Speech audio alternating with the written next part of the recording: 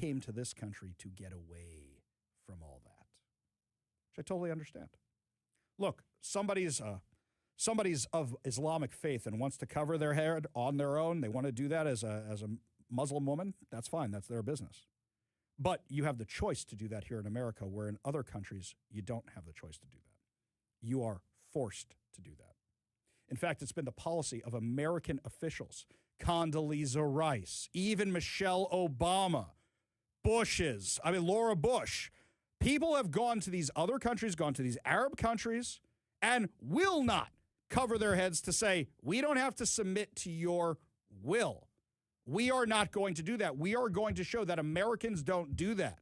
We bring freedom everywhere. You want to do that on your own as a sign of your faith or whatever, that is your business, but we are not going to do that. AOC in New York City at a Muslim event is wearing the hijab to say, I will submit to your will.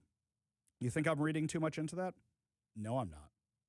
Because she's reading the tea leaves of her own party, and which direction is her party going towards? Her party is going towards socialism, it's going towards communism, and it's going to radical Islamism.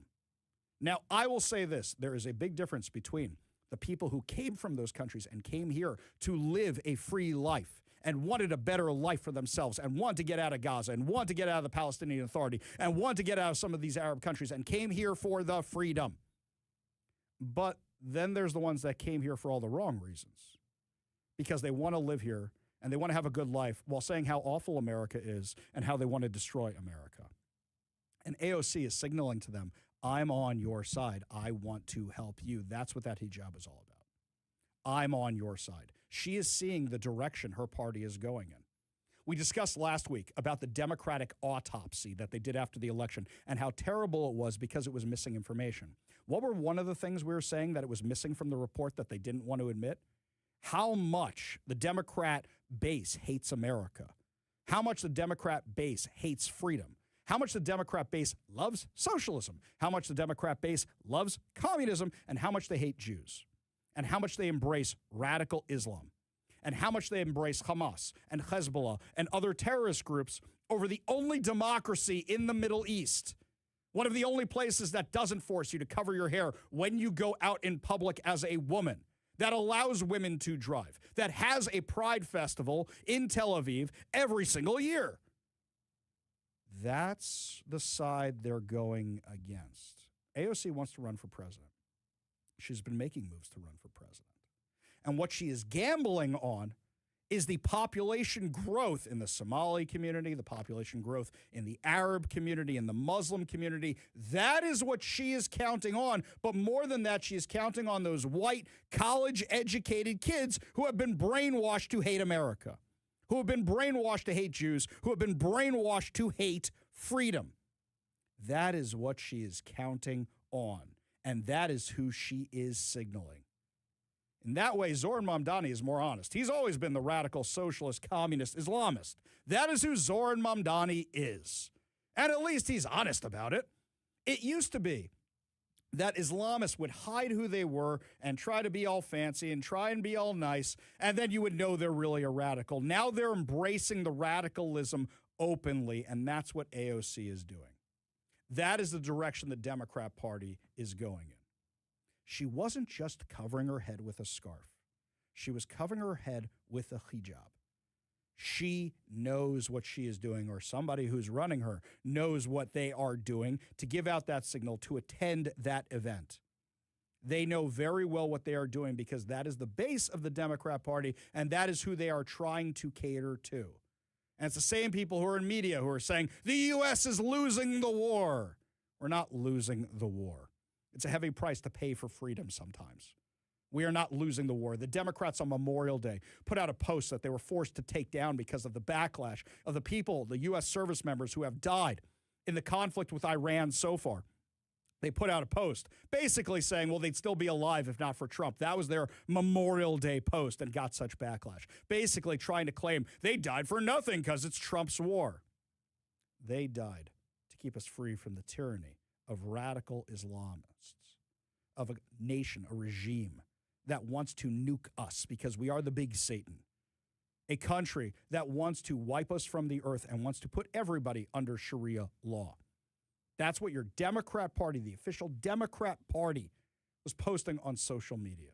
That's who's running the Democrat Party now. That's who the base is running to right now. The moderates are a dying breed in the Democrat Party. That's what you're up against this cycle. So who's the cycle going to be? It's going to be MAGA versus socialist Islamists. There's very few moderates even left in the race right now. We go to the KVI studio line, take a call from Jay in Olympia. Jay, what's going on, man? Hey, Ari, it just makes me sick to my stomach as a semi-proud baby boomer graduating from Seattle Public Schools, Nathan Hale class of 77, that this anti-Semitism is just, it's insane. We used to spend an extensive amount of time in school learning about the Holocaust. I am a student of World War II, military history, and love the military side of World War II. And it just made me sick to my stomach, as all of us were, when we went through the Holocaust and talked about it, and never again. And here we are, fast forward to 2026, and suddenly it's everywhere, and it's just stunning to me, and it's so sad. It's sad. I don't know what else to say. But that's not why I called. I wanted to talk about Iran and about Cuba. Mm-hmm. Well, okay, so I know what you said, but think about this alternative. How about the Donald, our great president, will continue to string along the Iranians while the Iranians think that they're stringing him along, and, continue with the blockade and the demands and the back and forth, and they continue to wither on the vine or twist in the wind, whatever you want to call it. In the meantime, there's Cuba, or if Kennedy was around, Cuba.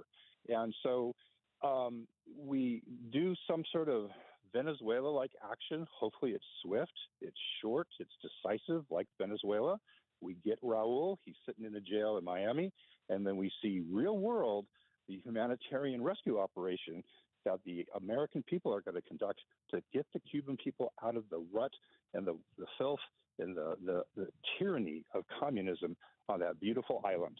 I agree with you how wonderful that would be. And maybe they could start driving new Chevys as opposed to old 57 Chevys, or maybe we could hook them up with a deal for my friends over at Renton Chrysler Dodge Jeep Ram. But you know what the problem is? Don't forget about Fords. And Fords, right. I'm not a big fan of Fords, but I will say this. That's not because I'm sponsored by Dodge. I've never liked Fords. But I will say this. Okay. I will say this, is that the issue is you had people like Pramila Jayapal going to that country and talking about how wonderful it is. And the radical left will go bonkers on that. And because the moderate Democrats are beholden to the radical left, what they're going to do is they're going to say, how dare you take out that communist regime? You're right, Jay. I completely agree with you. But watch the blowback. That's what's going to happen. Appreciate the call. Appreciate you being part of the show. You want to be part of the show, you give us a call or text at 206-421-5757. That's 206-421-5757. Up next, speaking of socialists, Seattle Mayor Katie Wilson is on the defensive after she has yet another massive boondoggle that's now gone viral. Give you all details when we come back. You're listening to The Ari Hoffman Show.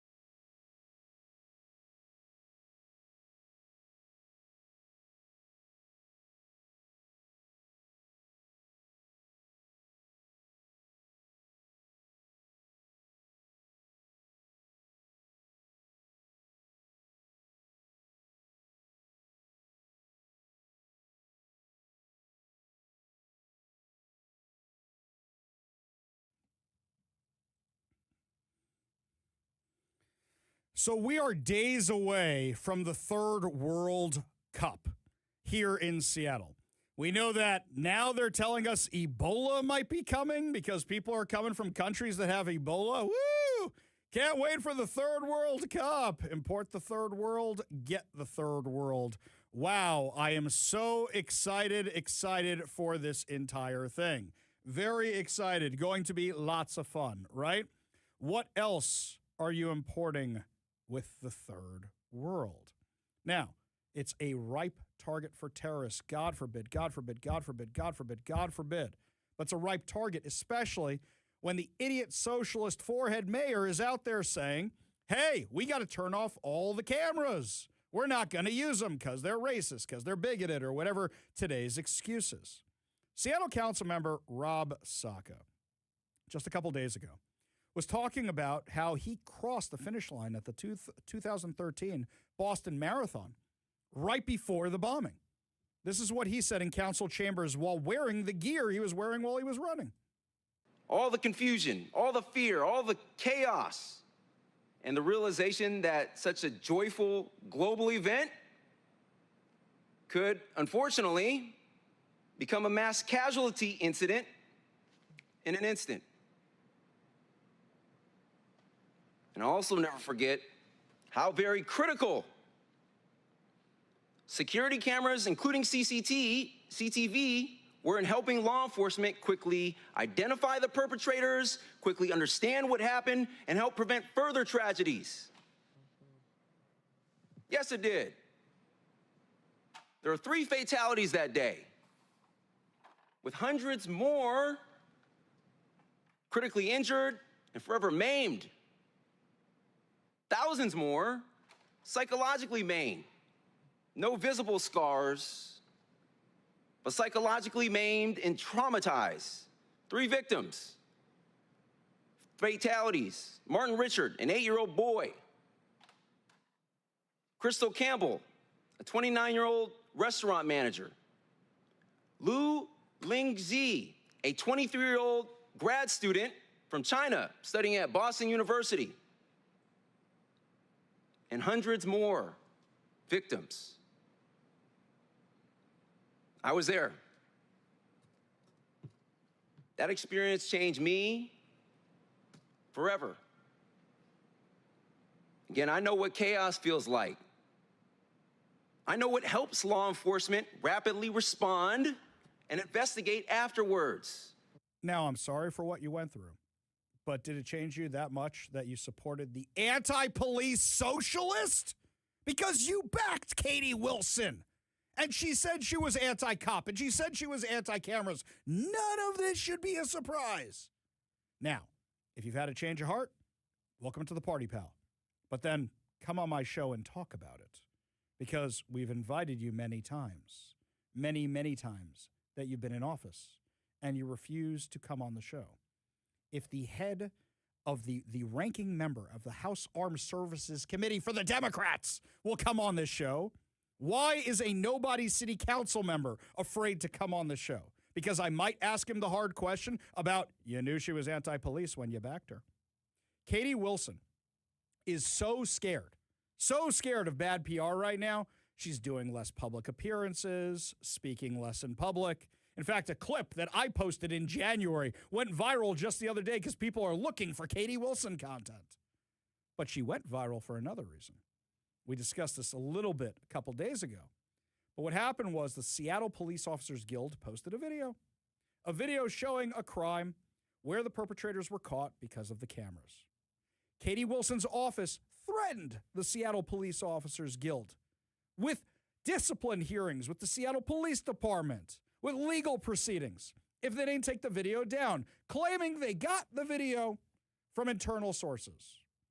They got the video the same way the rest of us saw it, from Jeremy Harris over at Como News. That's how they got the video, and they shared it on social media, and they called her out. What was going on? Katie Wilson didn't like being called out for the fact that these cameras are being used to catch criminals, and she thought she could threaten somebody in the Seattle Police Officers Guild. So much so that the Seattle Police Officers Guild threatened her with a lawsuit, threatened her with going after her for First Amendment violations. And now we know that she caved. She caved. because she was faced with the facts, which is great. So she loses again on the national stage. In fact, Kent Liu from the Seattle Police Officers Guild will be joining us later in the show today at 4:30 to give you all the fun details, and there are way more fun details about this entire story. But why is she being so obstinate? Why does she not want those cameras on? Are you so committed to being anti-ICE or pro-hookers or whatever the case may be that you want those cameras off?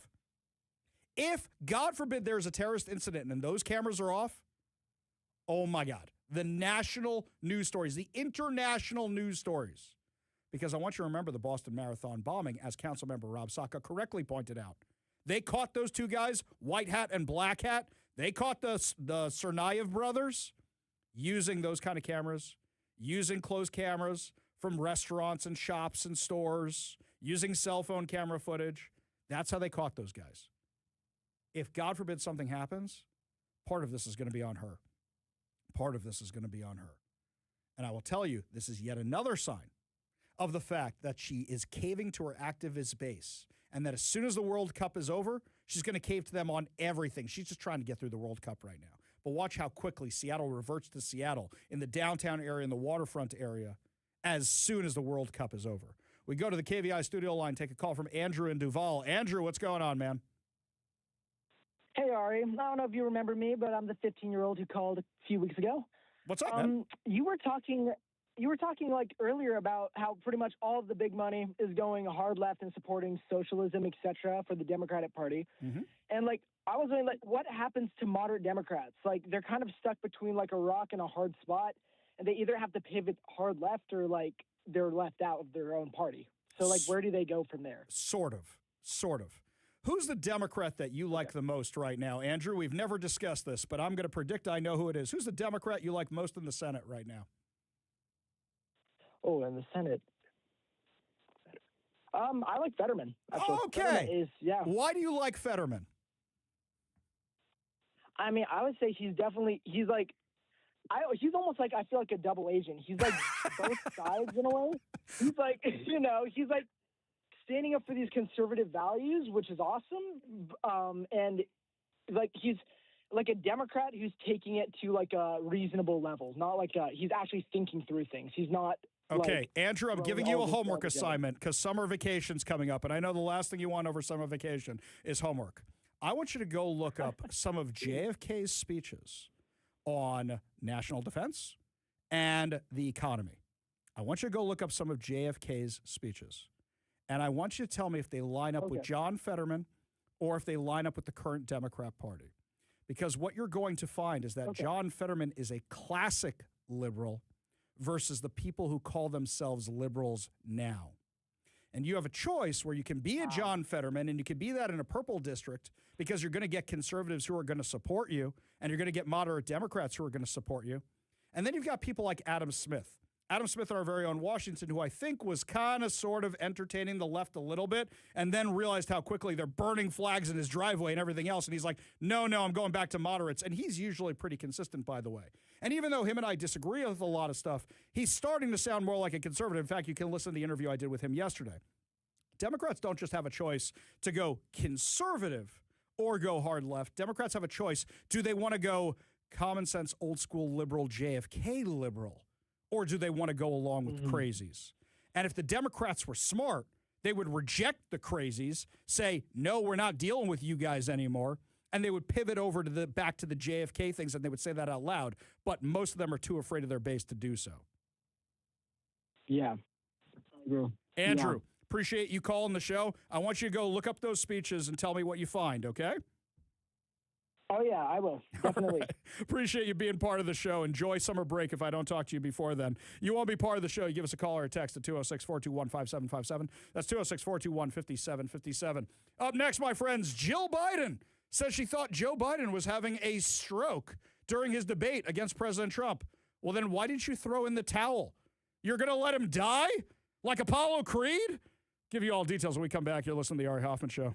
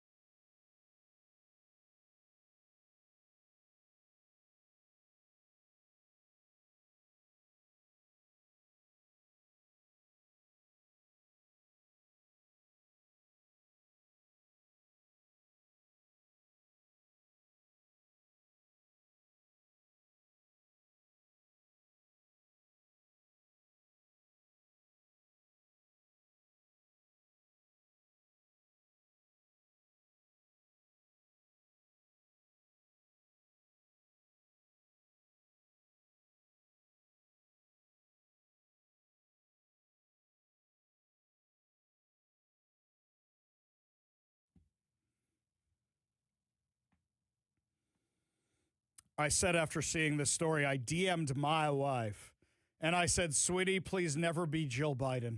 Don't ever Joe Biden me. Just please don't. If I get to be old and senile and I can't do radio anymore, or I can't do any of the stuff I do anymore, put me in a room, put a microphone there, and just tell me I'm on air all the time. Just do that.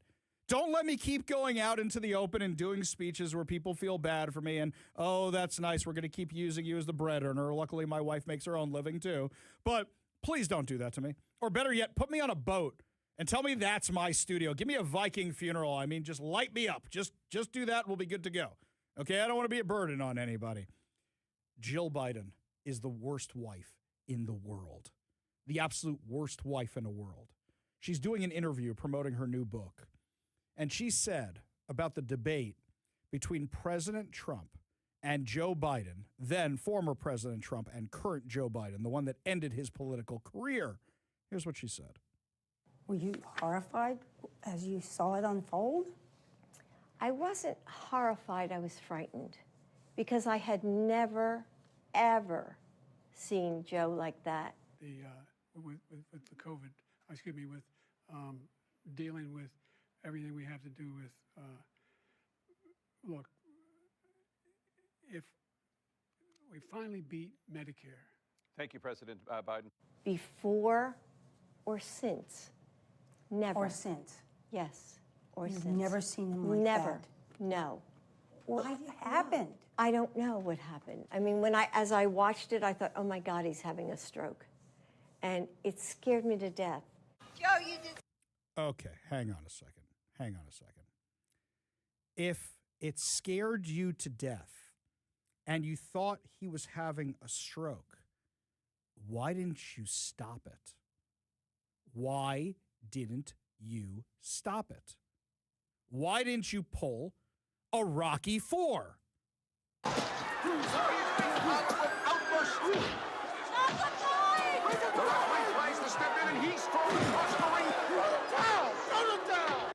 Why didn't you stop the fight? If you thought your husband was in such bad shape, there were commercial breaks. You guys could have claimed there was a technical issue. I know how you guys do your spin. You could have pulled him off stage and taken him to the hospital. Or how about this? After the debate was over, why didn't you take him to the hospital if you thought he was having a stroke? Instead, what did Jill Biden do right after the debate? I can't thank you all enough for staying and for being here and for all your support.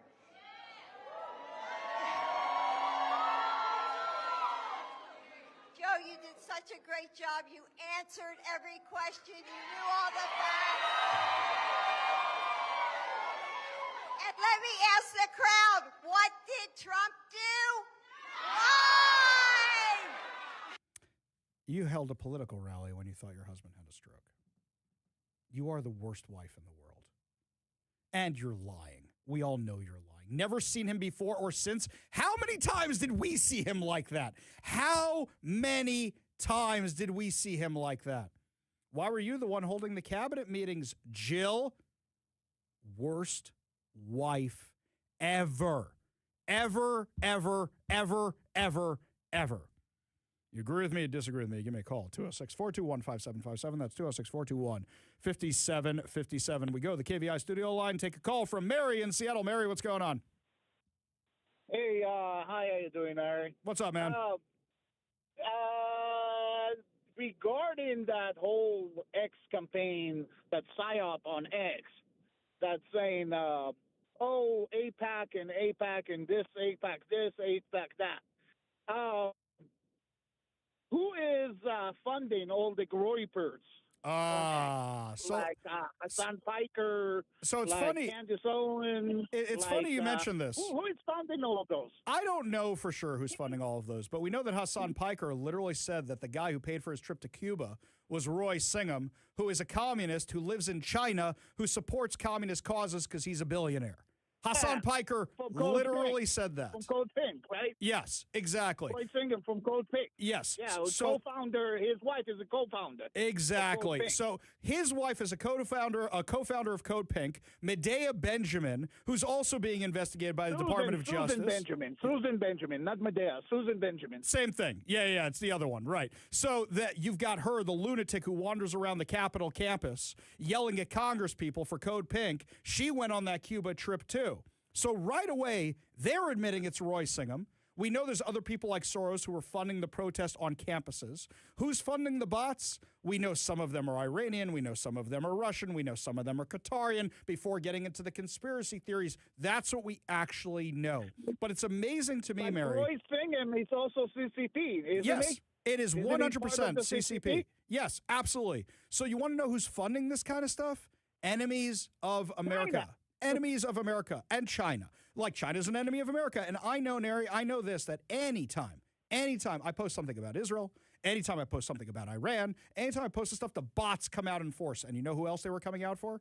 They were coming out for anytime I bash Marjorie Taylor Greene, Tucker Carlson, Candace Owens, Tom Massey. That's when the bots come out every single time. Appreciate the call, buddy. Appreciate you being part of the show. You want to be part of the show, you give us a call or text at 206-421-5757. That's 206-421-5757.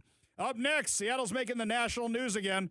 And for crazy Democrat virtue signaling that even Democrats are making fun of. We'll give you all details when we come back. You're listening to the Ari Hoffman Show on Talk Radio 570 KVI.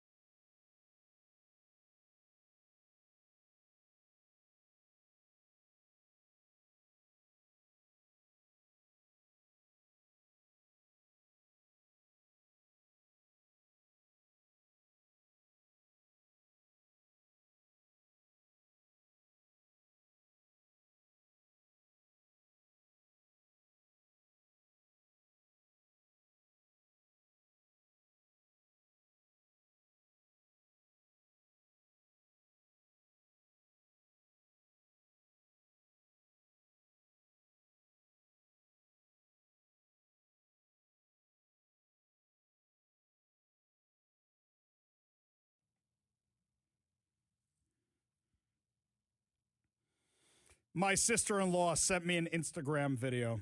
And basically, my sister-in-law, whenever she thinks it's something that's going to be content for the show, I always look at it and go, yeah, we did this like a week ago, but that was very kind of you, very sweet of you to send it over, very nice of you. She sent me something that this is old news, by the way. This is old news, but it made it to the national news. So there's this internet show called Have I Got News for You, otherwise known as HIGNFYUS, Have I Got News for You. And it's got a bunch of, the lefty celebrity types. Some of them you know, some of them you don't know, some comedian types. And they discuss insane news. Well, wouldn't you know? Washington State made the rounds. Now, as soon as I start watching this thing and they start talking about it at the beginning, I go, oh, I know exactly which story. I know exactly which story they're about to do. A little late, but I know which story. See if you can play the same game I played this morning when I was watching this video. Callers to Washington State hotline press 2 for Spanish and get blank instead. I know the real answer, but I'm going to wait. Callers to Washington State hotline press 2 for Spanish and get much better hold music instead. Amber, Callers to Washington State hotline press 2 for Spanish and get English with a Spanish accent instead. Wow. Points.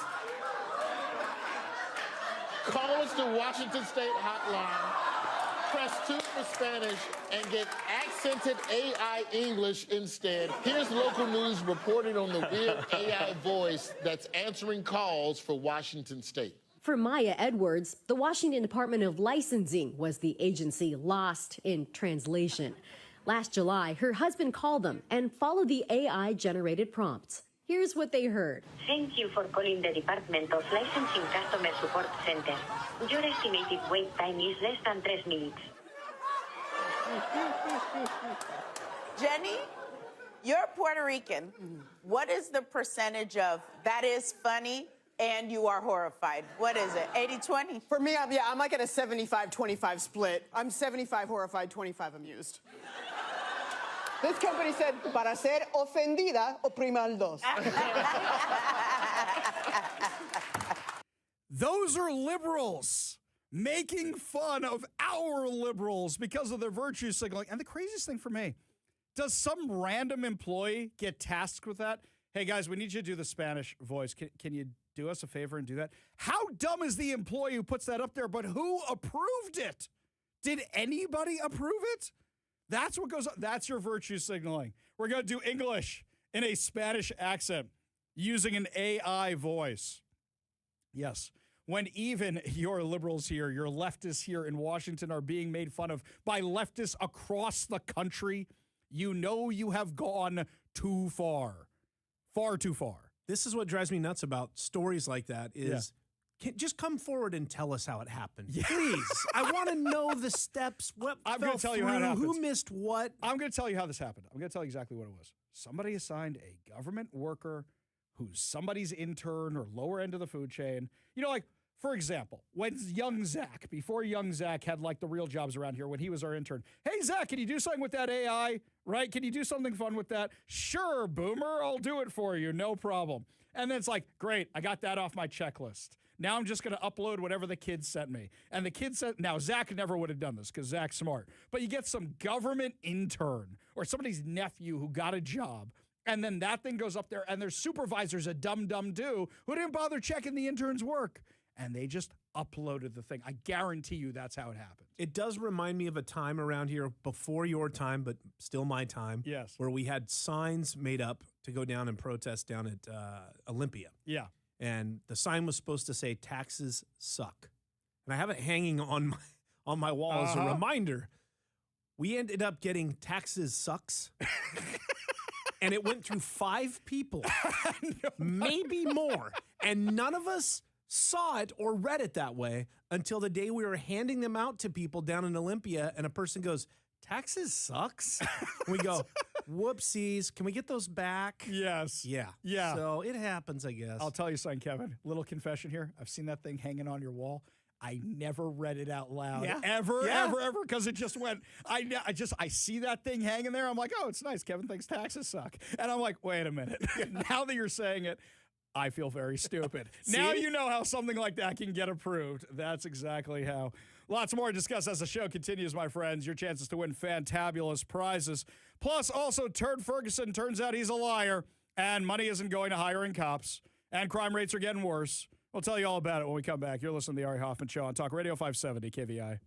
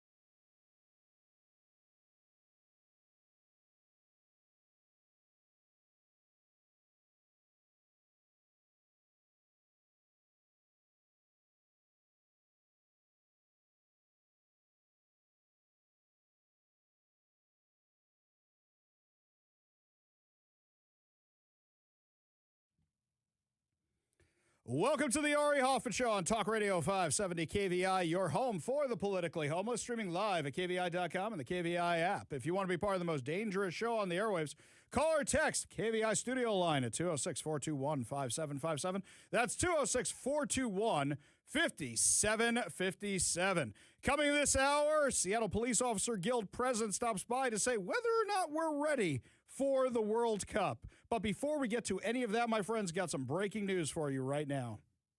Talk Radio 570 KVI, breaking news on the Ari Hoffman Show. Did you know an attempted mass shooting was prevented in Washington State today? I had no idea this even happened. It's up on the Seattle Police blotter right now. Seattle police officers stopped a shooting in Tacoma that would have been at a university. According to the Seattle Police, a Tacoma college student has been hospitalized and served with an extreme risk protection order after investigators say he posted a picture of a shotgun on a messaging app referencing a mass shooting. On May 26, just before 1 p.m., patrol officers received a crisis complaint after a photograph of a shotgun was seen on a Discord message. The weapon was linked to a student who, according to police, had become increasingly erratic and radicalized and clearly modeling his ideology off a mass murderer. University officials were quickly notified. While investigating, police discovered the man, who lives in Seattle, had left his apartment with a shotgun-carrying case. Patrol officers working with Seattle Police Department's crisis response team found the man and detained him, believing he now presented an imminent danger to the public. The man did not have the shotgun on him. Paramedics transported the man to a local hospital for a medical evaluation and served him with the extreme risk protection order, which prevents individuals of high risk of harming themselves or others from accessing firearms when there is a demonstrated evidence that the person poses a significant danger. The man told police he buried the shotgun in the woods near Robinson Community Park in Bellevue. Police searched the area, found the gun, with writing now scratched off. Officers seized the weapon as evidence. Detectives in the crisis response unit are assigned to this case. Now, in this case, everything worked the way it should. Everything worked the way it should. People saw a person who's in crisis, having a problem, contacted the authorities, reported it. The authorities did what they do and went and handled it. I'm pretty impressed that Seattle Police Department actually had the resources to go deal with this and didn't just call the Tacoma Police Department.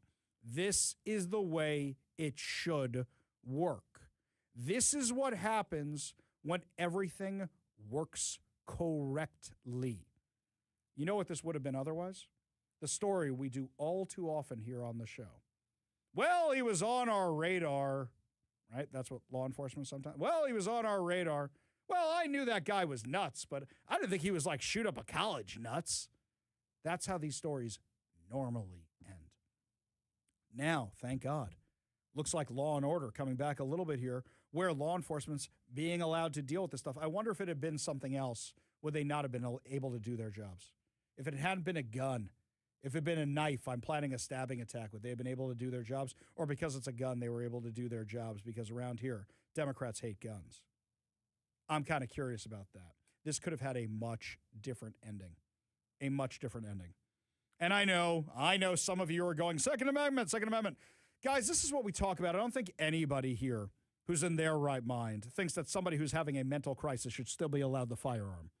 And when we talk about red flag laws, this is what they're supposed to be. Now, I know some of you are going to say, but Ari, they could say you're in a mental crisis because you're a conservative. I get it. I do. Believe me, I understand. Believe me, I understand. But here, everything worked the way it's supposed to work. And we had a good outcome. Meanwhile, we have people in office that demonize law enforcement officials all the time. For example, we have people like Turd Ferguson and Nick Brown who are demonizing federal law enforcement agencies for getting rid of rapists, murderers, child molesters from our streets. You remember a few weeks ago, we had U.S. Attorney for Western Washington, Neil Floyd, on the show. And he said he had a meeting with Katie Wilson trying to solve this problem. And Katie Wilson, without telling him, called the mayor, called the governor, called all these people to come to this meeting.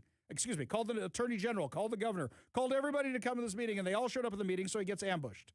And he says, guys, how can we sort this out? How can we sort this out? We just want the really bad ones. We just want them. and Turd Ferguson and Nick Brown, Katie Wilson didn't say much, according to him. They said, no, well, it would be a violation of the Keep Washington Working Act.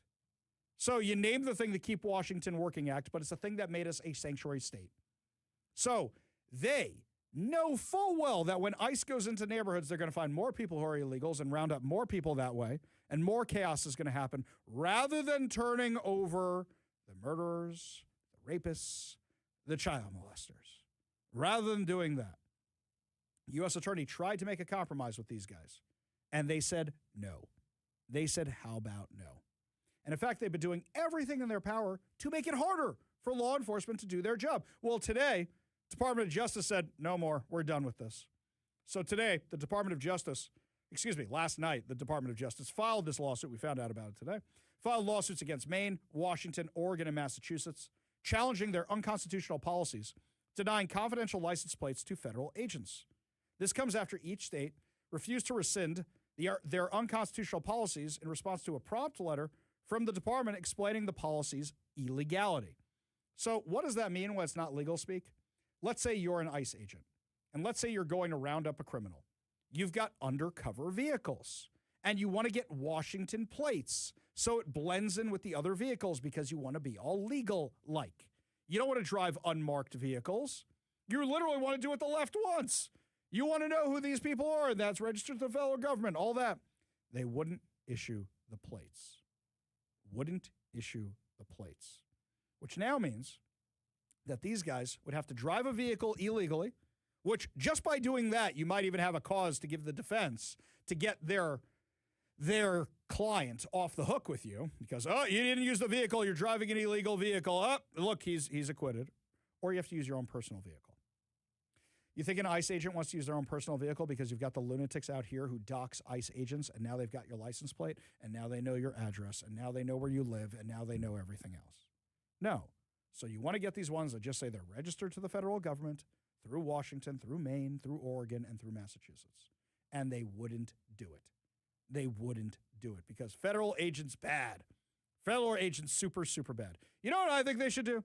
I think they should stop using the big Suburbans. I think they should stop doing those and just mix those letters around a little bit and instead get Subarus.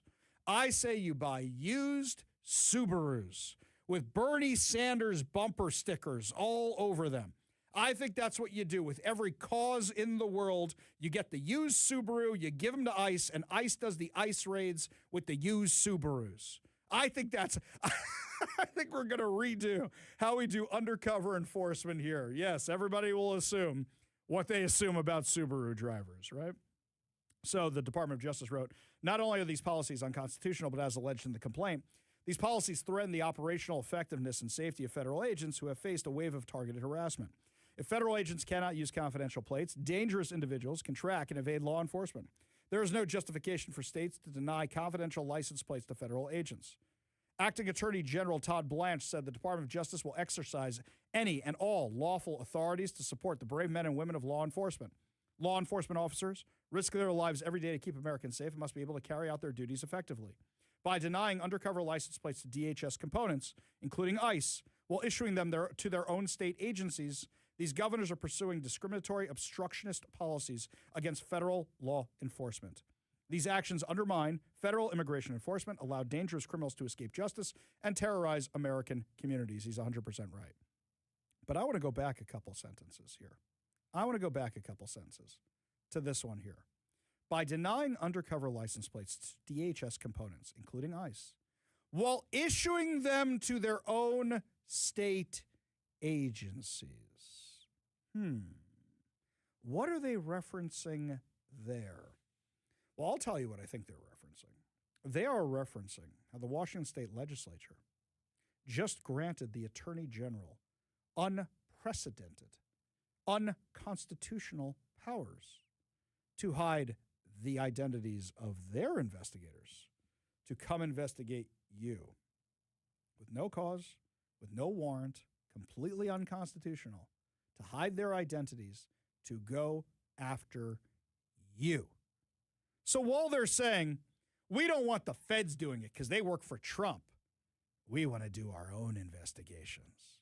So literally at the same time while the Washington legislature was passing that ridiculous unenforceable law that ICE agents can't cover their faces, which is just pure virtue signaling because ICE doesn't have to listen to Washington State.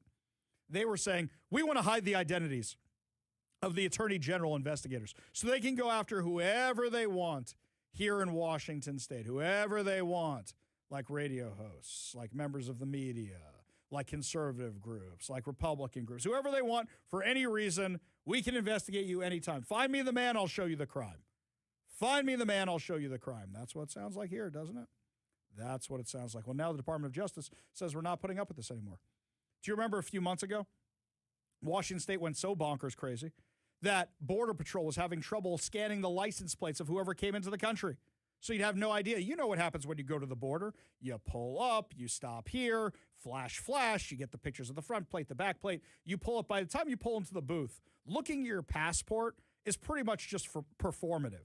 They already know who you are by your plates, assuming you're driving your car. Does it match the passport? Yes. Any outstanding warrants? Okay. Go on through. They ask you the questions to try and make you nervous. That's what they do, to see if you're up to no good, to see if you're smuggling people or drugs or whatever the case may be. And Washington State worked to stop that. You had the whole country having a problem at the borders with the pictures because of Washington State fighting this kind of stuff. They don't care about law enforcement. They do not care about law enforcement. In fact, they demonize law enforcement every single step they take. Every single thing they do, they demonize law enforcement. Turd Ferguson lies. We know that all he does is lie. He lies. He says he got all this money to get more law enforcement because Washington State has the least amount of officers per capita. Well, then why haven't you hired anybody? It's been a year since you got that $100 million or whatever it was that we said at the time isn't going to go to actually hiring law enforcement. So it's been a year. You haven't hired anybody. Where'd the money actually go? Turns out it's got strings attached because Turd Ferguson just likes law enforcement that he can control. That's the kind of law enforcement he wants. Nick Brown running the Attorney General's office, investigating anybody who's an enemy of Turd Ferguson. Guaranteed. Well, at least now his lies are being called out a little bit. You remember yesterday, we did a whole deep analysis of his tweet talking about the income tax, how he claimed he was never going to lower the threshold for the millionaire tax to actually include anybody. You remember all this? Remember this? Well, what's funny is he got slapped with a community note over on X. The community note says the tax is not constitutionally locked to incomes over $1 million. Democrats rejected Amendment 696, requiring voter-approved limits on the threshold and rate. The bill's necessity clause prevents referendum, so voters can only challenge it via initiative, and that's in response to him claiming, oh, I'm really, really excited for the voters to have their say. No, you're not. You did everything you possibly could to make sure the voters didn't have a say on this thing. At least is being called out publicly for it. We go to the KVI studio line, take a call from Les and Alan. Les, what's going on? Oh, just enjoying the show there, Ari. But you were talking about those feds traveling around Seattle, and if they really want to go incognito, they travel with expired tags. Then they'll blend in. Wait a second. They use Dodge Chargers, right? They still using the Dodge Chargers for the cop cars? I got one with expired tabs in the garage right here at KVI. Got blacked out windows and everything, ready to go. Should I just lend them my car? Lease program. There you go. Yeah. ICE, sponsored by Renton Chrysler. We can just put that out. Oh, I don't think that's the heat they kind of want over there, but that's kind of funny. Yes, that's what we could do with my Dodge Charger. We'll just send it out there into the wild. And then one day you could say, this car driven by radio host Ari Hoffman, by the Zionist aggressor Ari Hoffman, and used by ICE. Yes, it'll sell for big money on conservative marketplaces, right? I'm digging it. Les, appreciate the call. Appreciate the sense of humor, man. Okay. Right. You want to be part of the show, you give us a call or a text at 206-421-5757. That's 206-421-5757. Matt, in response to what I said about the Subarus, he says, this is the way. This is what we should. This is the way. Let's use the Subarus. Let's do it. This is exactly what we should be doing. Yes, I completely agree, Matt. That's what we should be doing. What happens when you don't have enough police officers? What happens when you demonize law enforcement? What happens when you give in to radical activists? Well, I'll tell you what happens. Washington State drivers are far more likely to wake up to an empty driveway than almost anyone else in America. A new national study by SaveMax Auto, it's an insurance company, found Washington ranks second in the nation for vehicle thefts, with nearly 186,000 vehicles stolen between 2021 and 2025. Hang on, I'm scratching my head here. Why between 2021 and 2025? Oh, that's when the idiot Democrats in the Washington State legislature decide to ban police pursuits, and stolen cars skyrocketed because criminals said, well, if they're not going to pursue me, I can steal the car. In fact, better yet, I could steal a car, commit another crime with it, ram it into a pot shop, whatever the case may be, and nobody's going to catch me. Nobody's going to do anything about it. The only state that had a worse theft than us was Colorado. The report, compiled using FBI Crime Data Explorer data and U.S. Census figures, found Washington recorded 2,380 vehicle thefts per 100,000 residents over the 5 years. Even more alarming, more than a third of those thefts happened at or near victims' homes. These aren't being stolen out in the wild. They're stealing them from your driveway. According to the study, 68,312 vehicles were stolen from residential areas in Washington, accounting for almost 37% of all thefts statewide. The spike in car thefts comes after years surrounding Washington Democrats' restrictions on police pursuits, which we warned you they would embolden criticals. Yes, the response to George Floyd, a drug addict, drug dealer, counterfeiter who held a gun to a pregnant woman's stomach. The response to that is not, maybe we should analyze police and how they do things even though he didn't die because of Officer Derek Chauvin. Maybe you should just go, maybe we should just not do those holds anymore. Instead, it's no, we should defund, abolish, dismantle the entire police department. That's what we should do, right? And look how that worked out. Thank God for Let's Go Washington, bring forth that citizen initiative where we said, no, we want to reinstitute police pursuits. And no Democrat was going to vote against it once you see how many hundreds of thousands of signatures came in for that thing. Just like what's happening right now with the Washington State income tax. I told you yesterday that Let's Go Washington broke records for how many signatures they brought in. If you haven't gotten your signature sheets yet, they are in the mail. If you need signature sheets, go to letsgowashington.com, letsgowa.com. And what you will find there is you can order signature sheets. They will be sent to your house. You can mail them right back. Or alternatively, you can find a signing event, a signing location, so you can sign those things. Get them in ASAP. I want to continue breaking records. We go to the KVI studio line. Take call from Craig in Puyallup. Craig, what's going on? Okay, I've generally been a Ford guy, but I'm thinking an Ari Hoffman or a Ice Edition Dodge. You could have the instrumentation in Hebrew or Yiddish. We could have like a little. You know how the old you probably don't remember Union 76 antenna ball. Yes. Anymore. Yes, I actually did have one of those. I did have one of those. Okay. I got it in California because my mom's from California. Yeah, we got them for that. I think we had one in the house somewhere, and I'm like, why am I playing with this thing? I didn't even know what 76 was because they didn't have them on the East Coast at the time. I'm just like, I don't know what 76 is, but there's a ball. Let's throw it around. Great, fantastic. But it's cool. So I'm just thinking, maybe some could go to a fundraiser for, I don't know, ICE or you, I don't know, to get you, what was that? I forgot what your drink of choice is that you never get to finish at an event. Oh, the old-fashioned.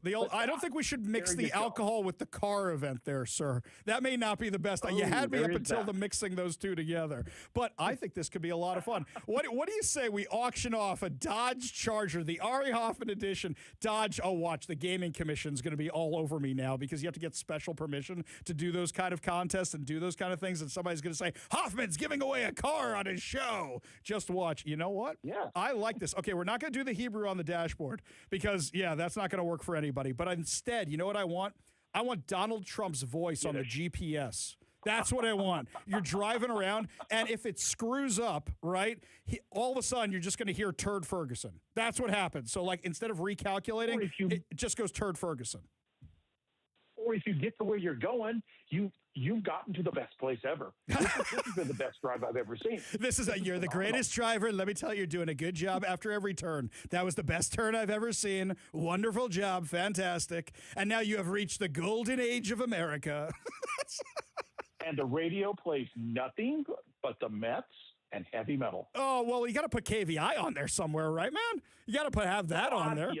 That's that's default. We'll make sure it has HD. 101.5 FM HD3. We'll make sure it has that for the crystal clear signal. Podcasts will be programmed in. Well. Craig, I think this is a great idea. Let me talk to my friends over at Renton Chrysler Dodge Jeep Ram. See what we can work out. Maybe they got a charger sitting around. We can lend it to ICE for a little bit so you could say it was used to apprehend this many rapists and drug dealers, and it'll have the whole police cage in the back. We can get this thing tricked out. I think I should make some calls. Absolutely. Craig, you're the man. Appreciate the call. Appreciate you being part of the show. You want to be part of the show, you give us a call or text at 206-421-5757. That's 206-421-5757. Kevin, I really like this idea. I am making calls after the show today. Tell me over on the text line, guys, what do you think? The Ari Hoffman Edition charger? We could do that. We'll do it with a new charger. I think this is something we should really check out. I really, really do. Give me a call or a text at 206-421-5757. That's 206-421-5757. Up next, my friends, Gavin Newsom. We found out about his tablets for convicted felons that they were watching porn on. So as opposed to actually doing that, dealing with it, cutting back on the spending, he bought more of them. We'll tell you about the latest fraud when we come back. You're listening to The Ari Hoffman Show on Talk Radio 570 KVI.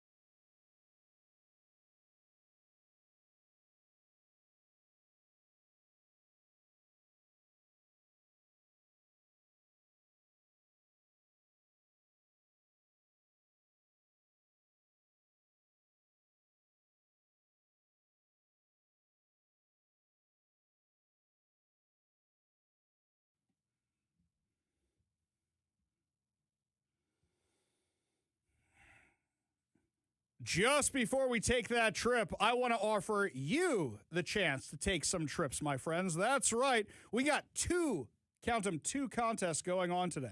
The first one is over at KVI.com. You can win a pair of tickets to an advanced screening of Disclosure Day, which is the new Steven Spielberg flick, and you can see it before anybody else at the advanced screening on June 8th at AMC South Center. All you have to do is head on over to KVI.com, enter your information for your chance to win. That's only at KVI.com. The other contest we have going on for you to get a trip is you can win a pair of tickets, 2 tickets, to go see the Roy Rodeo this Saturday and Sunday. So Kevin and young Zach are going to be out there on Saturday. I'm going to be out there on Sunday.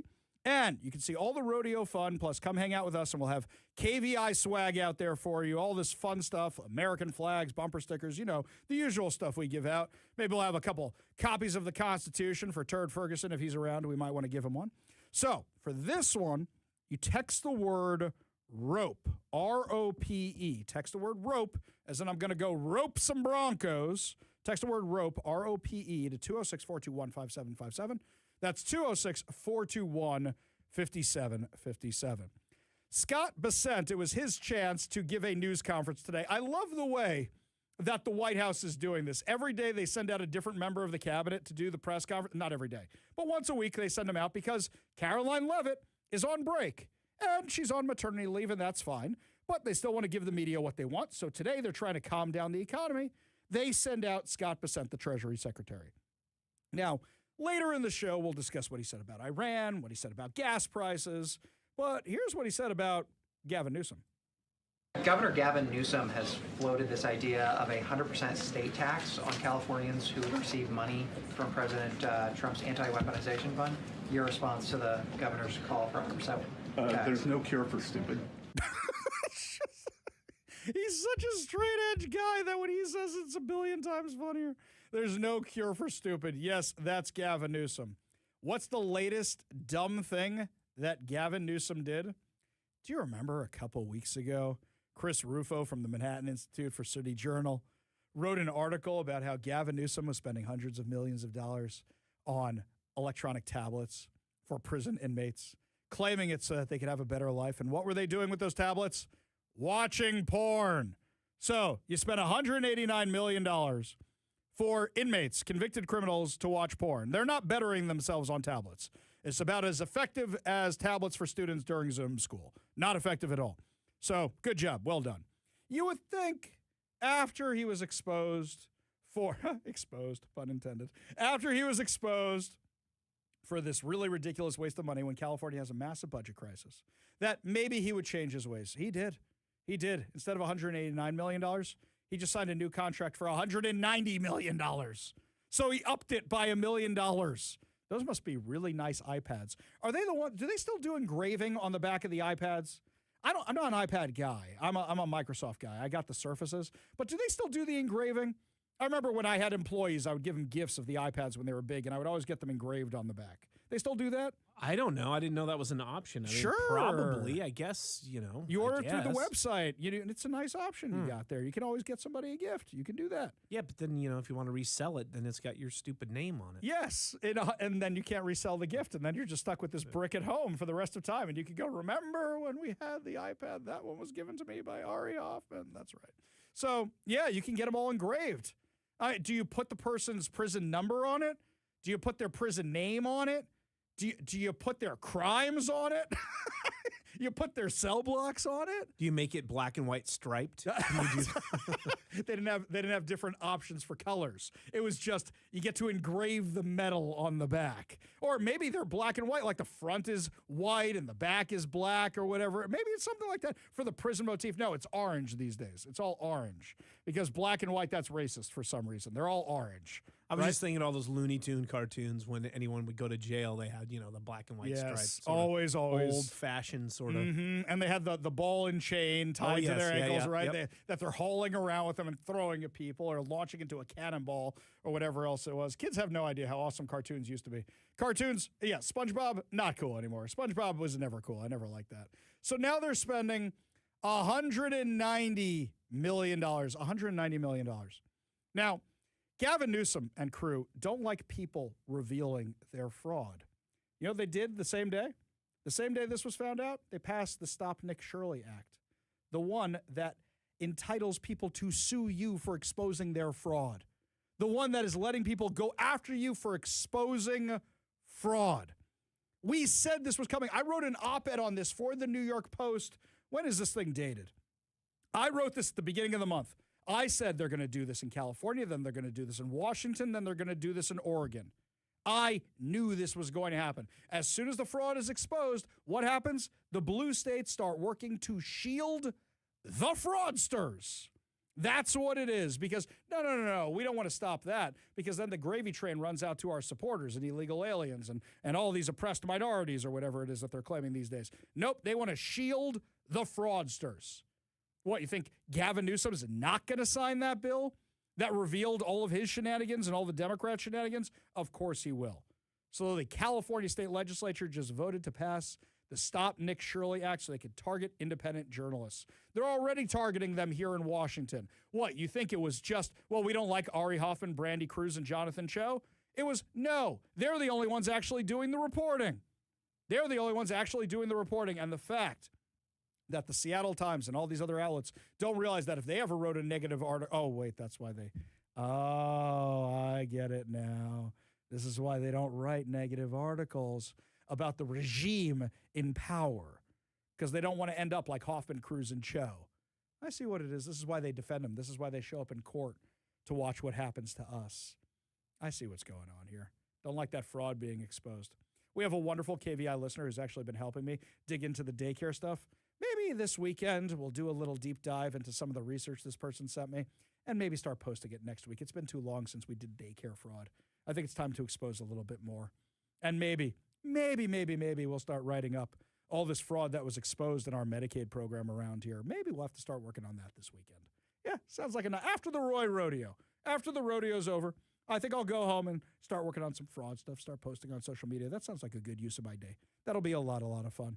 Up next, my friends, Ken Liu, the new president of the Seattle Police Officers Guild, stops by to tell us how he owned Katie Wilson and also whether or not Seattle is ready for the World Cup. We'll give you all the details when we come back. You're listening to the Ari Hoffman Show on Talk Radio 570 KVI.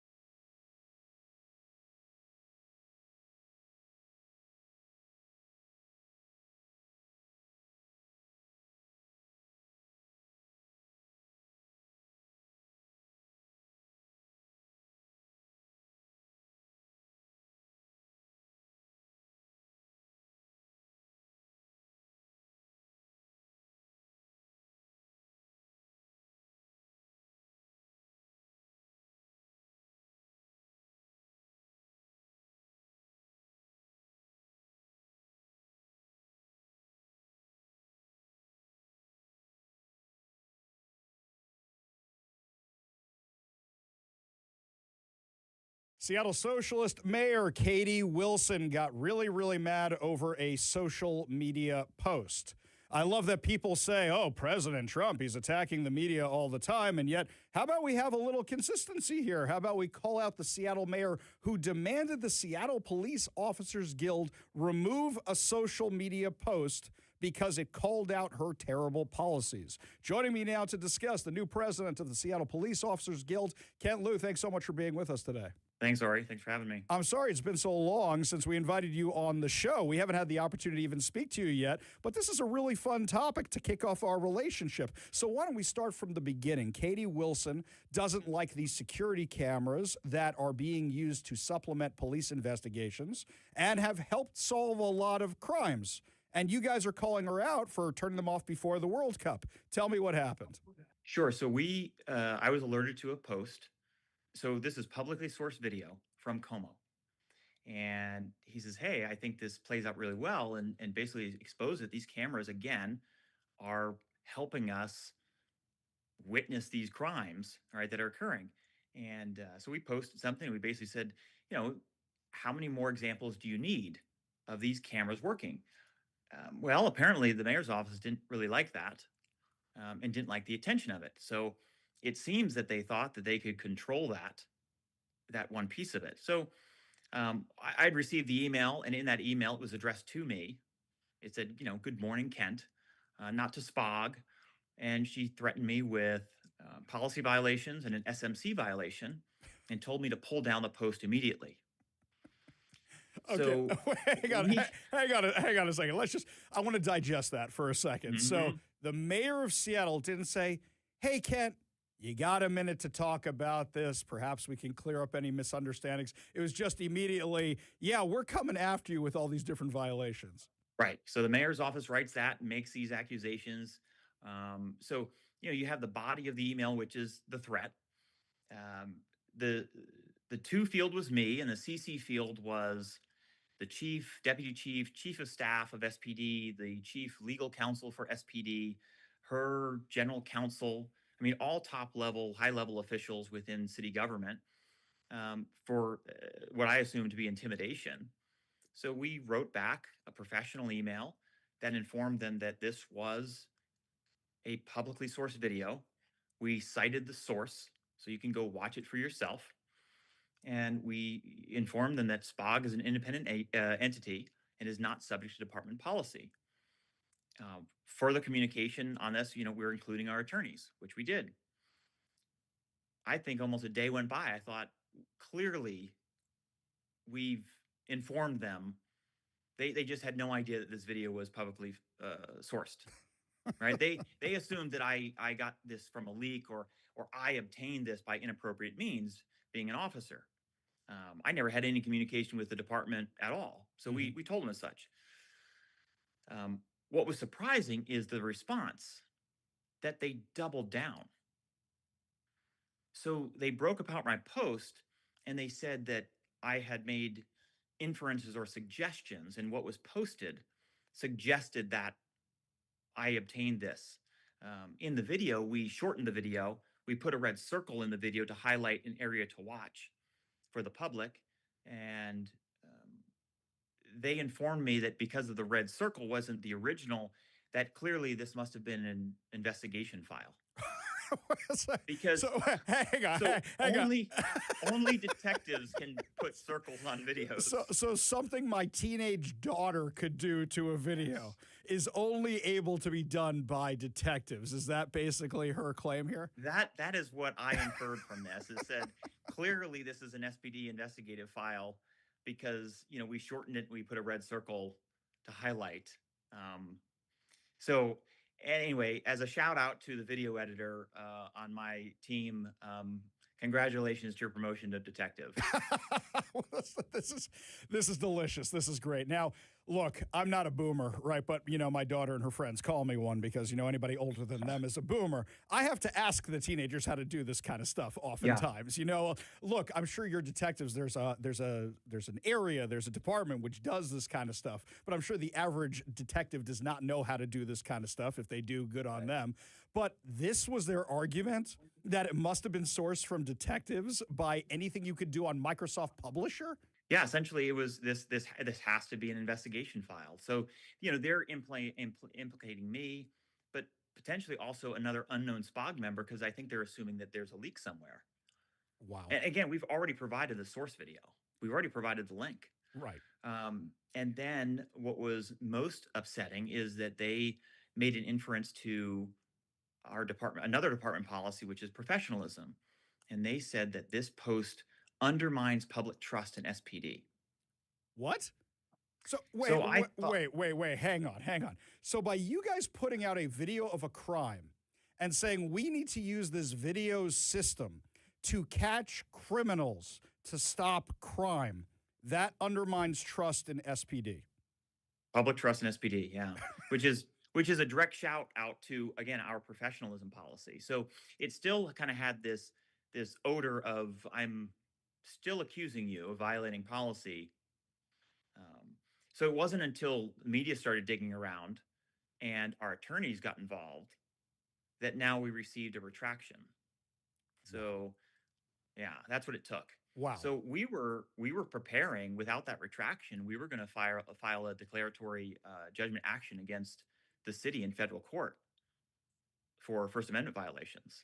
So they narrowly avoided that. But as I've said before, I mean, we're not going to be intimidated. We were well within our rights of making this opinion known, right? Especially as it relates to public safety. Yeah. So, we were ready for this fight. So I'll tell you this, just as we're talking here, and I know my producers don't like when I workshop stuff on the air, but I have something that maybe you guys should check out. If you go to certain activist pages, I haven't seen it for myself, but I guarantee you it's there. There are certain activist pages which don't like police very much. And my guess is one of them probably shared the post or a screenshot and said, oh my God, they did this, and this, because Katie Wilson's office is run by activists.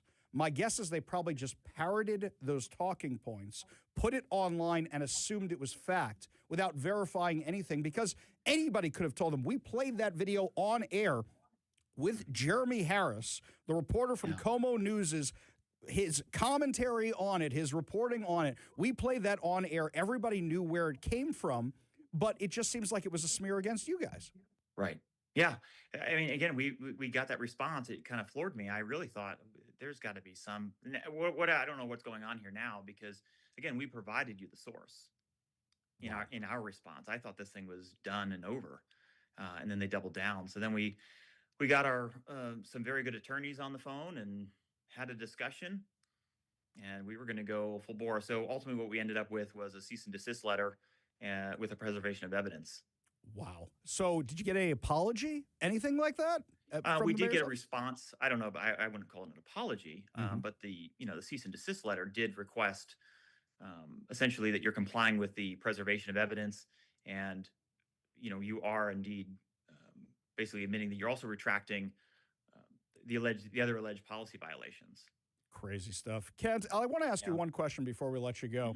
Do you think that Seattle is ready for the World Cup, as the mayor says? Because we hear that she doesn't want to turn on the cameras. We're all worried about a terrorist attack. God forbid, God forbid, God forbid. We've got the crime we already have. You guys have lost hundreds of officers because of the defund the police movement and radical politicians.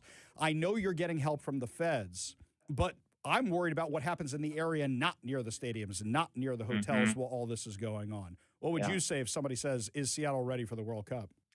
Well, I agree with your distinction of, the immediate area around the stadium, right? I think that's going to be very well covered, mutual aid, the feds, everything else. It is kind of the surrounding areas, right? It's really what Seattle has become over, let's just say, the last decade, right? Kind of this unfortunate decay. I think this is the culmination of, being lax on crime and consequences, right? So I'd say the surrounding areas, that's kind of the troubled area. That's my concern. is the open air drug markets, right? All the storefronts being closed, things like that. So in that sense, it's hard to see a World Cup ready city, right? That's inviting, where right there's other things going on in other areas that you're going to want to go and see. I think I'm concerned people might be a bit surprised by some of that. Yeah, I agree. Kent Liu, president of the Seattle Police Officers Guild, thank you so much for being with us today. God bless you and all your officers. Really appreciate your time. Thanks, Ari. Appreciate it. Always a pleasure. We got a whole lot more to discuss as the show continues.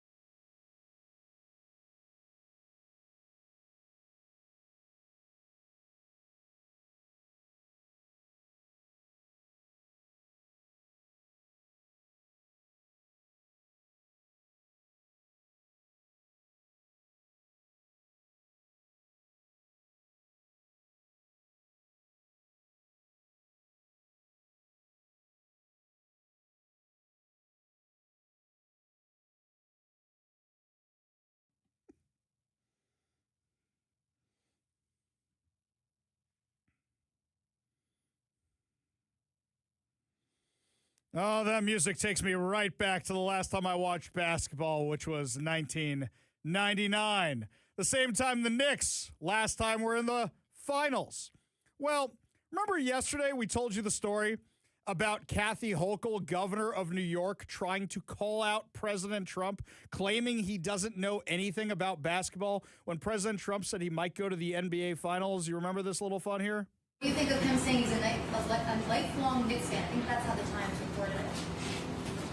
I asked him to name the starting lineup from 1993 championship team and see how he does. Okay. Well, yesterday we made fun of her about the fact that the 1993 Knicks lost the Eastern Conference Finals to the Chicago Bulls. And we know the Bulls won, right? We've all seen the documentary at this point. We all know the 93 Bulls, right?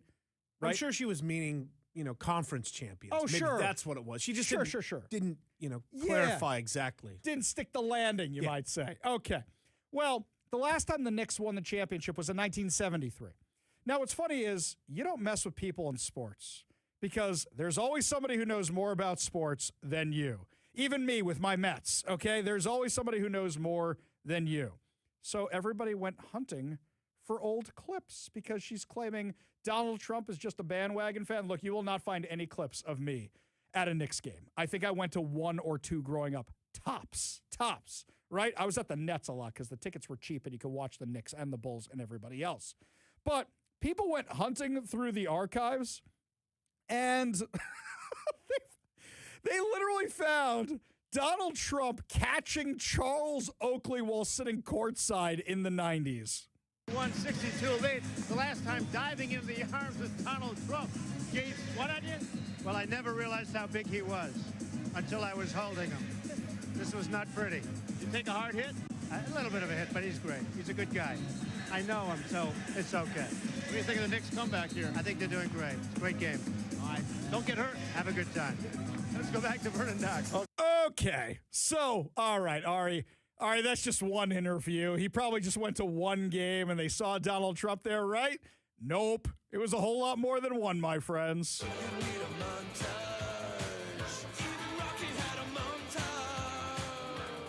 Donald Trump, who is a big Knicks fan and who joins us now.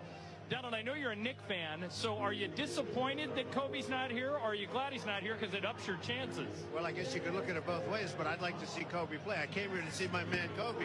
Defense, too, because the Pacers were held scoreless in the last 2 minutes and 41 seconds after they had. The number one reason to vote brought the Knicks back. Shaquille O'Neal's shoe. Oh, my God. Right here, which is a serious shoe. Is that a real shoe? That's a real shoe. He took it off after a game and handed it to me. Oh, my God. I carried it like this. Yeah, I So guess. this- Because you don't this really is- like germs anyway, do you? No. Yeah, from How Shaq. are you? How are you? Guest celebrity cameraman, Donald Trump.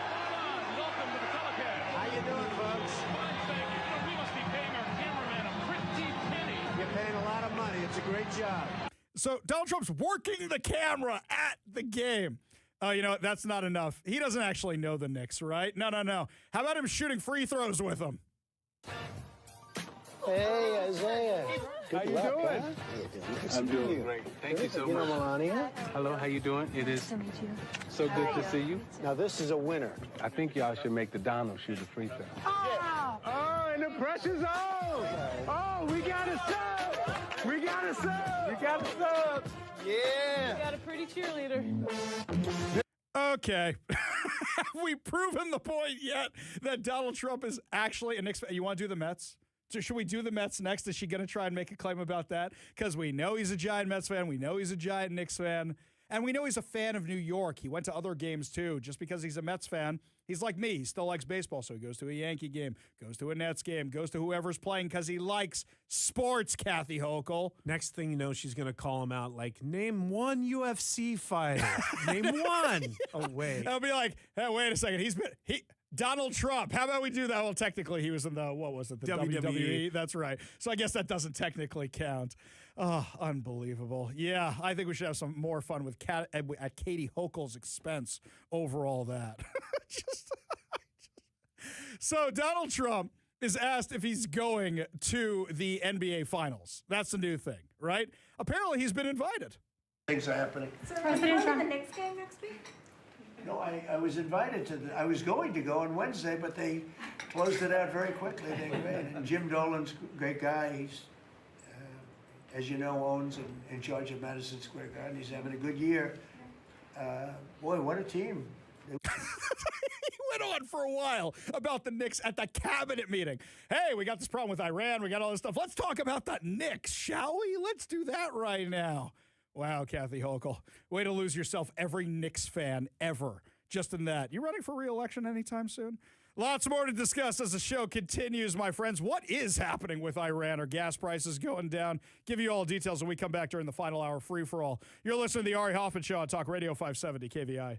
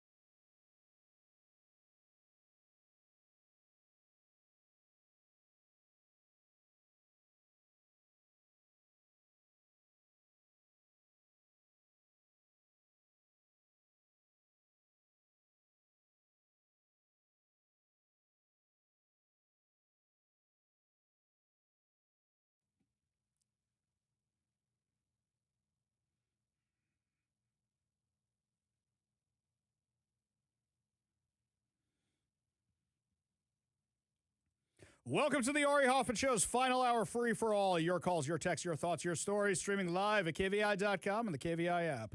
If you want to be part of the most dangerous show on the airwaves, call or text the KVI studio line at 206-421-5757. That's 206-421-5757. Coming up this hour, 2 more chances to win fantabulous prizes. Plus, Pete Serrano, Assistant U.S. Attorney, will be joining us about the Department of Justice taking on Turd Ferguson. But before we get to any of that, I got a really nice email during the break. It's from Teresa.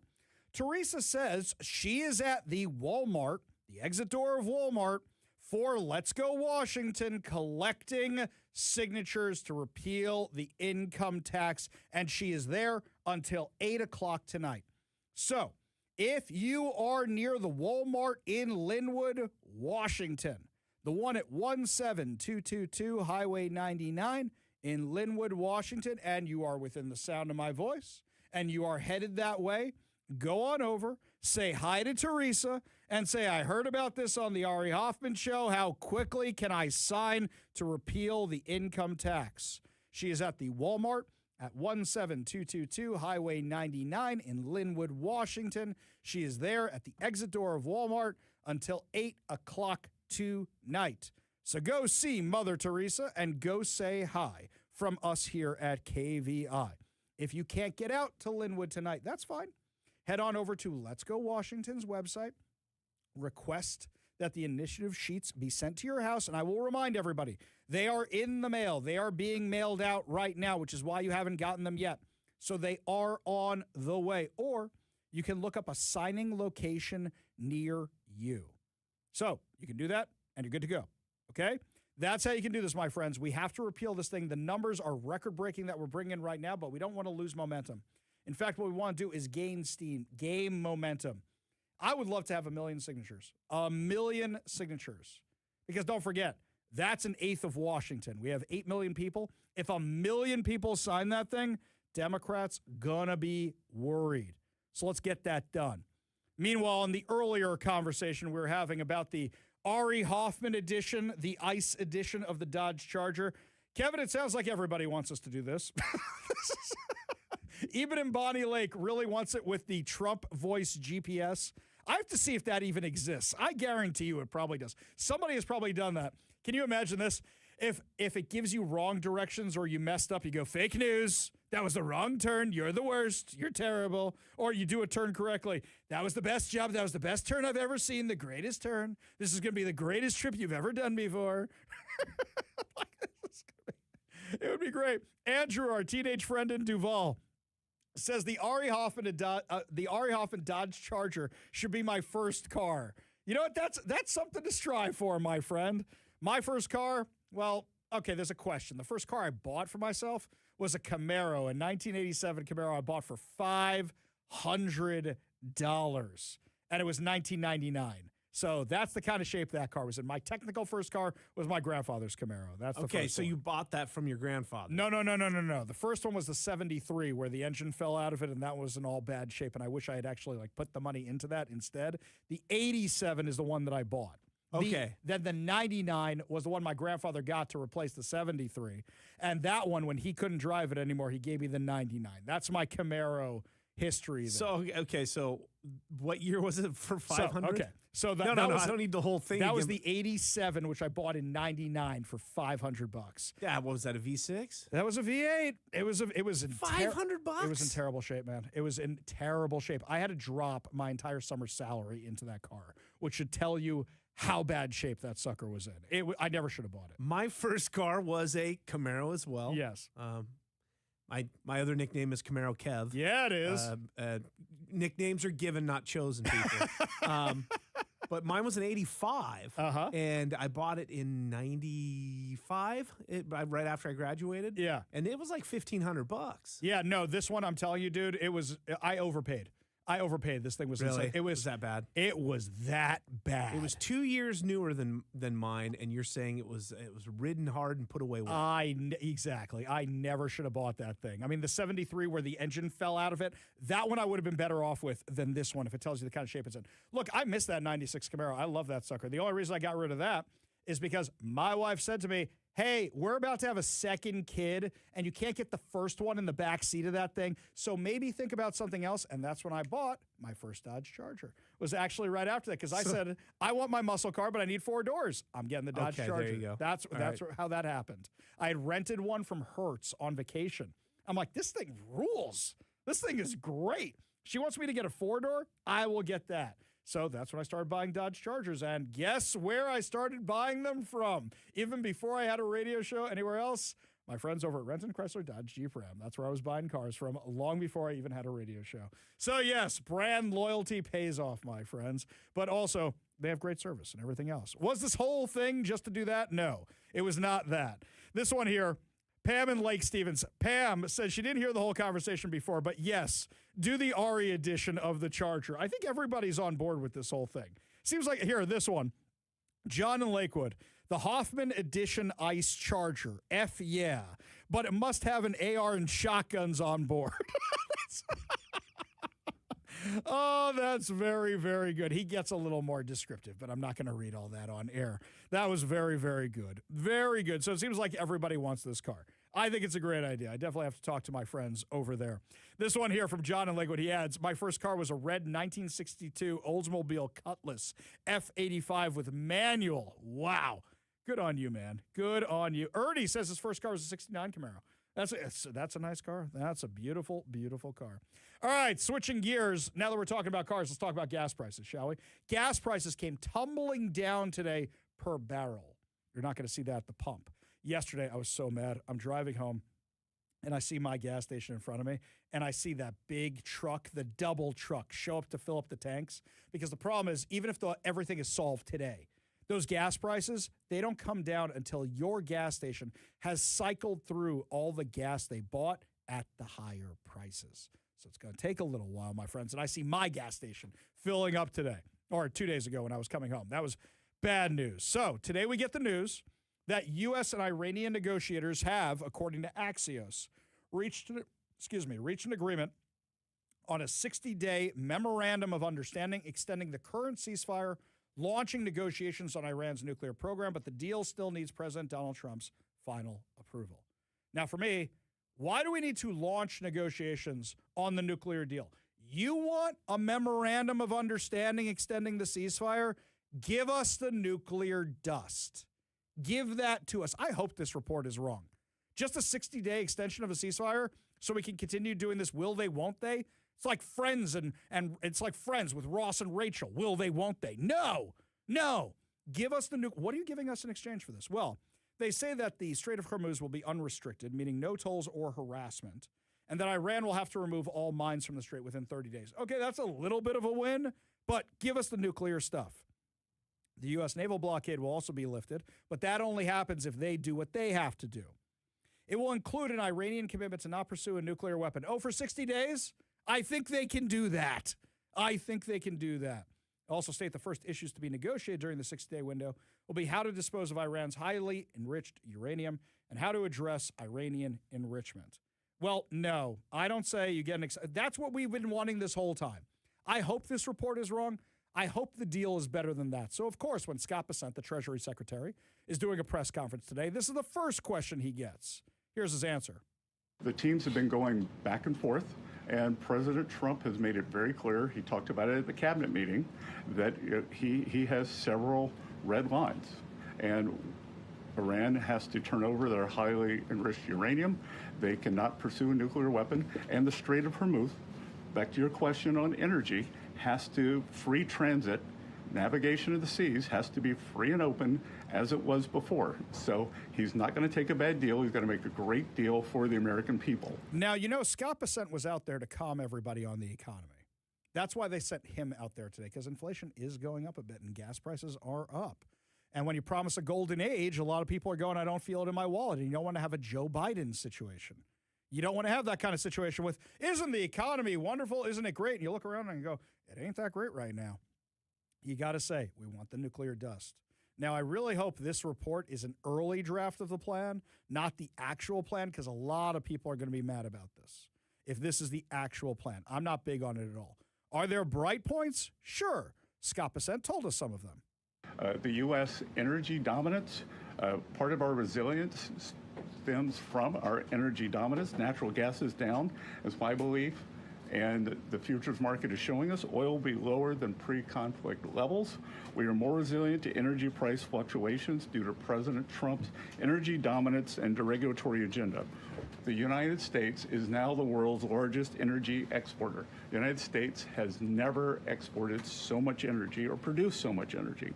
Main Street prosperity, the average 401k is up almost $30,000 since President Trump's inauguration. President Trump RX has already saved Americans over $600 million. I'm sure all of you will want to report on that. And the unemployment rate remains low at 4.3%. That's all good news, but the average American is going to go, yeah, but my gas prices are high, which means my groceries are high, which means everything else is high. Well, the stock market was very excited that this deal may be a thing. Here's CNBC giving us the report on what happened today. We're live from Studio B at the NASDAQ market site. I'm Melissa Lee along with Mike Santoli. Stocks higher today as markets react to news of a potential deal between the U.S. and Iran. Record closing highs for everything. The Dow, very small gain. Bigger moves for the S&P 500, NASDAQ, and the Russell 2000. Now, that's all great. That's all wonderful, but people want to feel it in their wallets. And people also want to think that this war was for something, which I believe it was. I believe it's just. I believe the cost is worth it. But I believe we have to get the nuclear dust. And I'm not in favor of extending a ceasefire when we don't even know who we're negotiating with over there. Are you negotiating with the IRGC? Are you negotiating with some kind of government that's trying to form from the civilians? Who are you actually negotiating with over there? And the Iranians stalled out negotiations over this for decades while killing Americans. I hope this report is inaccurate. But what President Trump is doing the calculations on is things ain't so great right now with the economy and are heading into the midterm elections. So how do you mitigate those problems? How do you mitigate the problems for the average American while still keeping America safe? That's the challenge right now. That's the challenge right now. And these are very important decisions, and these are very, very complicated decisions that he has to make. You know who wasn't capable of making these decisions and just said, hey, let's pay out all the money, let's pay out all the money, let's pay out all the money? Joe Biden. Holy cow. Jill Biden did an interview because she's shilling a new book. So she does an interview, and she drops this little gem on everybody. Were you horrified as you saw it unfold? I wasn't horrified. I was frightened because I had never, ever seen Joe like that. With the COVID, with dealing with everything we have to do with, look, if we finally beat Medicare. Thank you, President Biden. Before or since? Never. Or since? Yes, or You've since. never seen him like Never. that? No. What happened? I don't know what happened. I mean, as I watched it, I thought, oh my God, he's having a stroke. So why didn't you take him to the hospital? Why didn't, at the next commercial break, you said he's not feeling well, let's take him to the hospital? Because you liked the power. You thought you could hang on to it for longer, and you were counting on the media to spin it for you. Never seen him like that before or after? I mean, really. Joe Biden, we have montage after montage after montage of him doing this. You never saw it before or after? Hang on. Does any of this ring a bell to you? You need a montage. Even Rocky had a montage. Watch me. If you think I don't have the energy level or the mental acuity. The best way to get something done, if it holds near and dear to you that you like to be able to, anyway, from Charlotte, another line going from in Florida down to Tampa. Of Putin's kleptocracy. Yeah. America is a nation that can be defined in a single word. I was going to put him. The idea that Los Angeles and what am I doing here? For two reasons. One,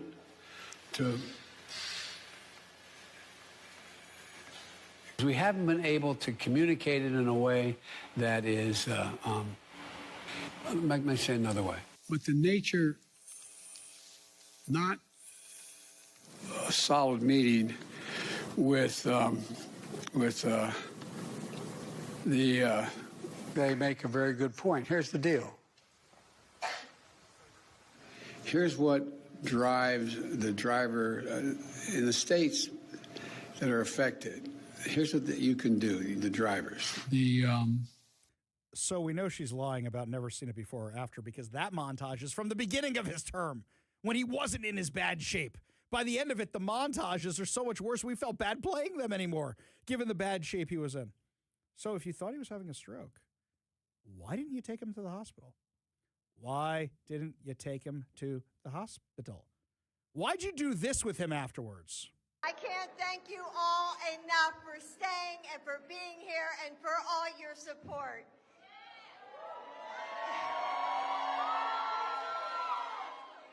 Joe, you did such a great job. You answered every question. You knew all the facts.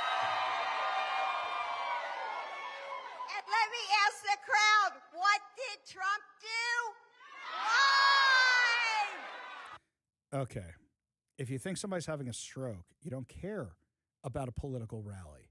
You don't care about saving face. You get them to the hospital. Our very own Representative Adam Smith from here in Washington was saying he knew about Joe Biden's decline. In fact, he said this on our show after that interview. We called him after that disastrous debate performance. We had him on the show, and he said, yeah, I told them not to run Joe Biden because I knew something like this was going to happen. The president decided he was going to run for re-election after the wins in the 2022 midterm elections. Now we're hearing this from Jill Biden. Is it productive for her to be out there saying these things at this point, in your view? I don't think it's terribly productive, and it's sad and it's dishonest. I mean, just think of the two sentences. She said, I saw him on the debate stage. I thought he was having a stroke. And then in the next breath, she says, no, I didn't see any evidence of cognitive decline.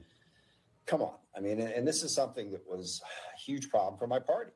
I mean, it was very clear, probably a couple years out, that Joe Biden was not going to be a credible candidate for president because of his age and declining health. That, to my mind, that's not even debatable. And yet Jill and the family and a whole lot of his advisors around him, for whatever reason, dug in and said, we're going to jam him forward.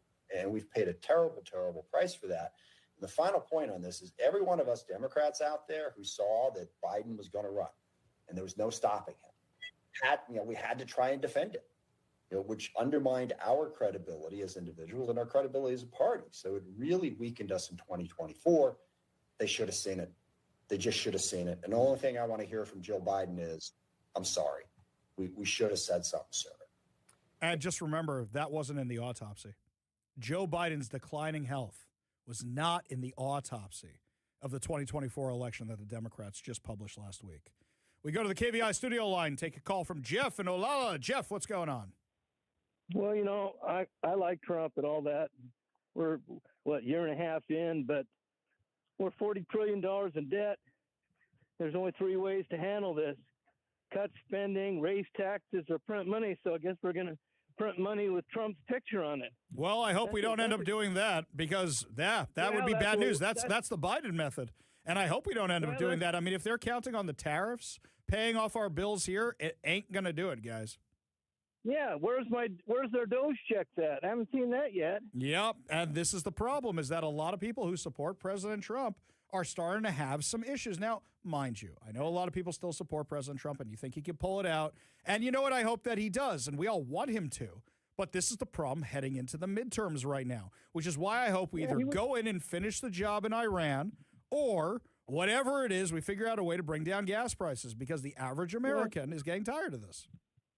Wasn't he going to stop the Ukrainian war in a day, too? Well, let's take the Ukrainian war for a second there. He tried that one, and you know what? He said, okay, well, what's the best deal we can get out of this? And at least now we're getting something for our money, and there's not an unlimited supply of money going out there. Joe Biden was just sending in the checks. At least now we have a deal with Ukraine that makes a little bit more sense. Beforehand, we had nothing. Jeff, appreciate the call. Appreciate you being part of the show. You want to be part of the show, you give us a call or a text at 206-421-5757. That's 206-421-5757. Up next, my friends, Katie Wilson. Oh, the gift that keeps on giving. Can things get any worse? Now she's losing staff. That means they're jumping ship. We'll tell you what's going on when we come back. You're listening to the Ari Hoffman Show on Talk Radio 570 KVI.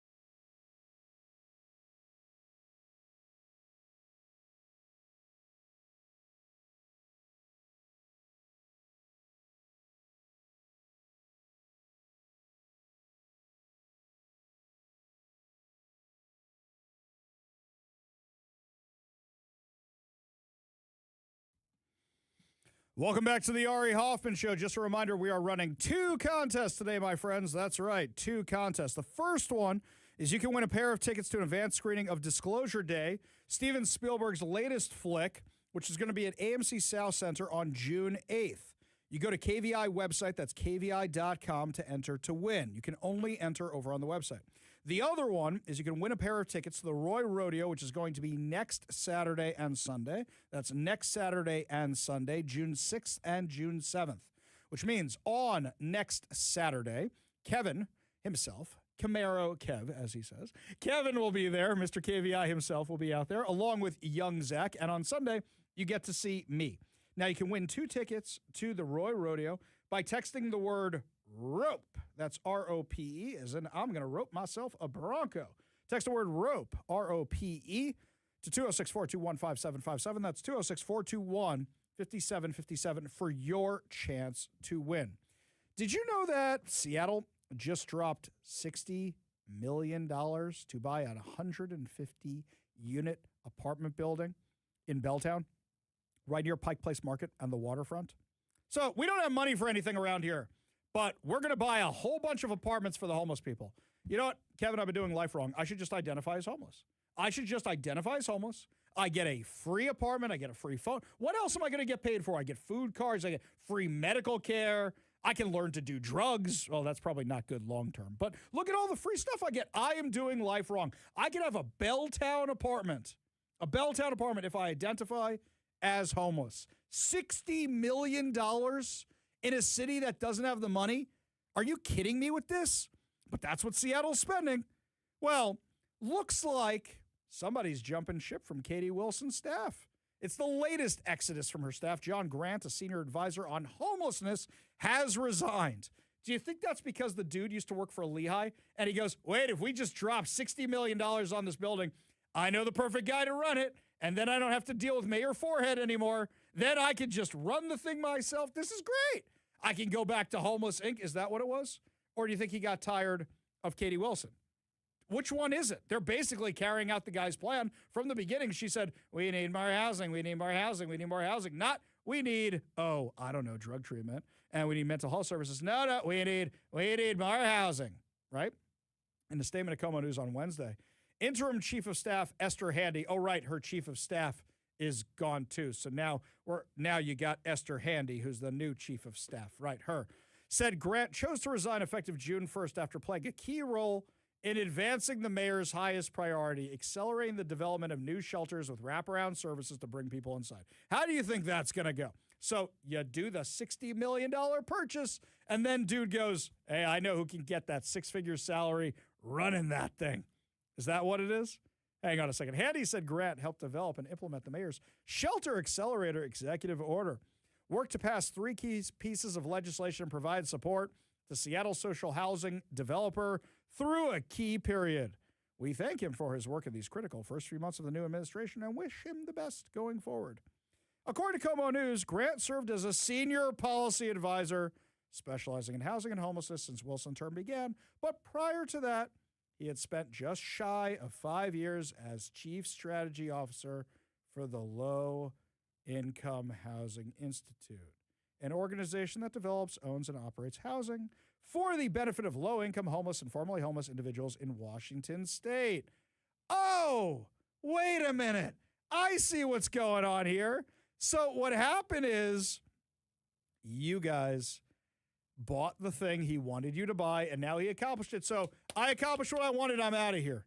Is that why she has so much staff turnover? If I can get the mayor to do what I want, then I can get out of here with the quickness. And look what I just got, a $60 million apartment building. And who do you think the city's going to get to run it? Well, let's see. There's only three organizations they're going to get: Lehigh, Plymouth Housing, or the Downtown Emergency Services. Which one do you think is going to run this one? You want my prediction?